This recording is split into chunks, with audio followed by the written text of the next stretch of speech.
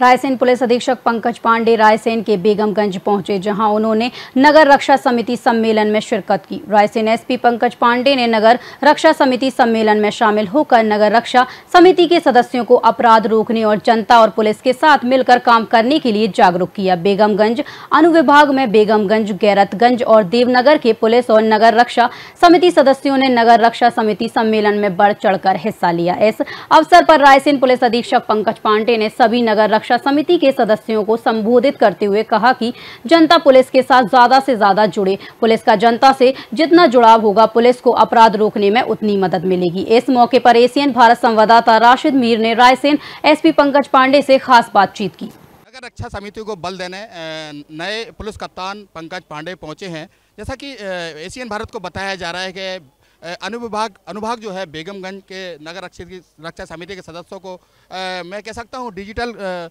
माध्यम से उन्होंने ट्रेनिंग भी दी, और ऐसे में उनको मैं कह सकता हूँ अगर बल की बात कर ली जाए, उनको बैच और ड्रेस आदि भी अभी दी गई है। जैसा कि मैं कह रहा था, पुलिस का सीधा उद्देश्य है कि जैसा कि आमतौर पर देखा जाता है कि जो गोपनीय क्राइम होते हैं, अपराध होते हैं, उससे पुलिस कहीं ना कहीं दूर रह जाती है, और इसको देखते हुए कहीं ना कहीं नगर रक्षा समिति को रखा जाता है, और ऐसे में पुलिस का बड़ा रोल यहाँ पर हो जाता है और बड़ी तादाद भी हो जाती है। ऐसे में नवांगत पुलिस कप्तान पंकज पांडे और उनके साथ नवांगत जो एएसपी हैं वो भी मौजूद हैं, उनसे सीधे बात करते हैं। सर, स्वागत आपका एशियन भारत पर। धन्यवाद। सर, जैसा कि देख रहा हूं लगातार बड़े पैमाने पे अनुभाग में आपने लगातार मैं देख रहा हूं आपने ट्रेनिंग दी है, और ऐसे में लगातार बल भी पुलिस को मिल रहा है। क्या मान लिया जाए इससे कहीं ना कहीं पुलिस की ताकत और बढ़ेगी? बिल्कुल, निश्चय ही उसमें जो जनता के साथ जितना जुड़ाव होगा उतना ही पुलिस का काम अच्छा होगा, क्योंकि पुलिस जनता के लिए है और उन्हीं से जुड़े हुए जो विषय हैं उन पर काम करती है।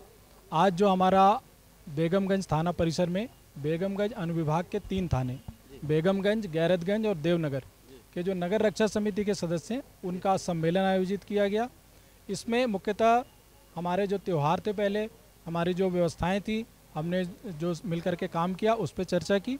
उसके बाद में 3 विषय थे, जो नशा मुक्ति था, ट्रैफिक अवेयरनेस को लेकर के था, और साथ में साइबर सुरक्षा को लेकर के था।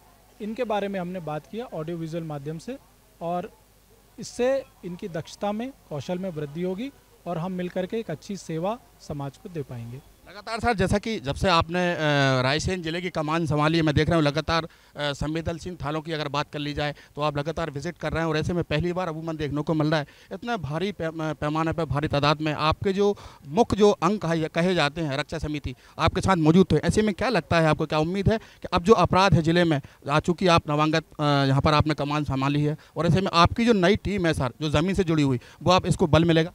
बिल्कुल सही बात है।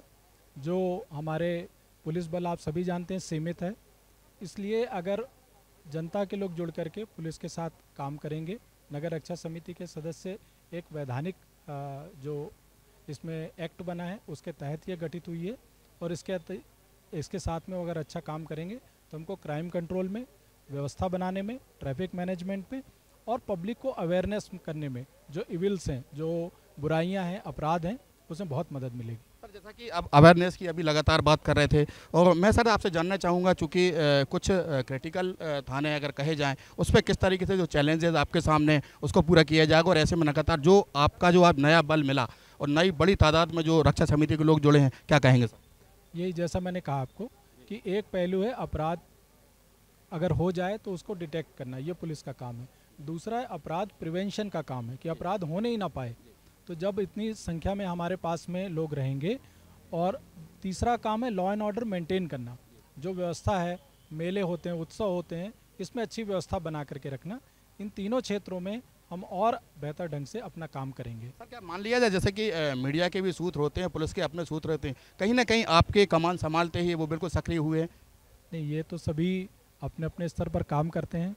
पुलिस का भी यही कार्य है कि जनता से ज़्यादा जुड़े, उनसे जो उनकी परेशानियां उनसे वाकिफ़ हो और उसके जो सॉल्यूशन है उसको निकाले। यही हम सबका प्रयास। आम जन के लिए कोई संदेश देना चाहें एशियन भारत के माध्यम से? सबको यही मेरा कहना है कि आप निर्भीक हो करके, जो पुलिसकर्मी हैं वो आपके साथी हैं।